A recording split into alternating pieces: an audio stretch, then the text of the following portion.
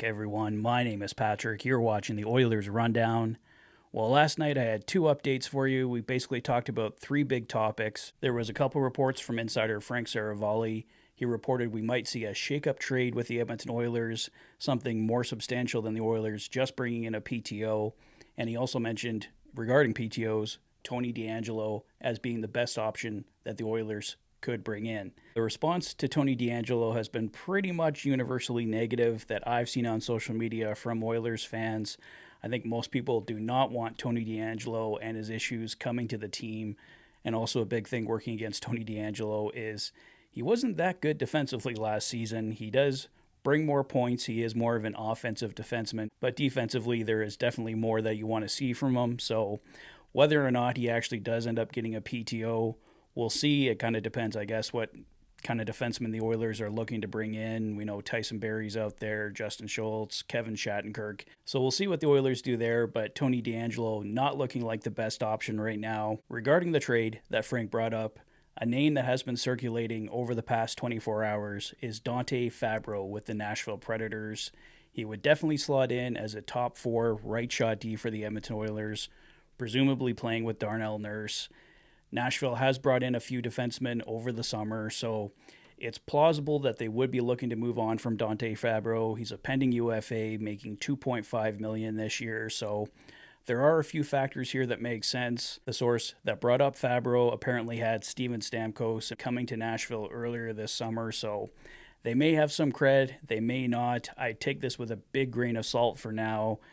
I definitely would like Dante Fabbro. He would be an excellent addition.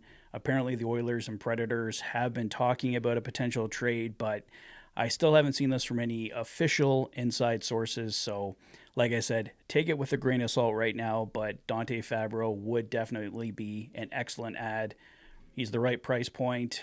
A year left till he's a UFA. The Oilers have some options there. Last season, in 56 games played with the Predators, Fabbro had 3 goals, 10 assists for 13 points and was a +9. And the last item for today is a little bit concerning, but I don't think we should be overly concerned. Brendan Escott added this from his conversation with Frank Saravalli last night. Frank had this to say on Leon Draisaitl remaining unsigned. It's unfair to categorize it as hitting a snag. On a money basis, AAV, I think these two sides are a little further apart than I envisioned. So we believe Leon is back in Edmonton, or he will be at some point this week. I think contract talks will pick up at that point. Like I mentioned in yesterday's video, I think they want to do a big thing down at Rogers Place with Draisaitl in attendance, all the press fair, all that kind of stuff. So I wouldn't be too concerned with this report from Frank. I think this deal is going to get done. There might be a little bit off. I think it just took longer because I think they wanted to get Leon Draisaitl back here. I think that's the only concern. So with Leon back in town, or almost back in town anyway, this deal should get done. I'm still saying by the end of next week, Leon Draisaitl is officially locked in to his new 8-year deal. So I think that's all I have for now, guys, but let me know your thoughts on everything. What do you think of Tony DeAngelo? Do you think Leon Draisaitl gets done? Is this report from Frank something that's concerning you, or are you not worried at all?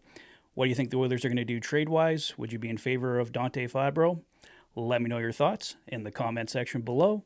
If this is your first visit to the channel and you like what you see, please consider liking and subscribing for all the latest Oilers content.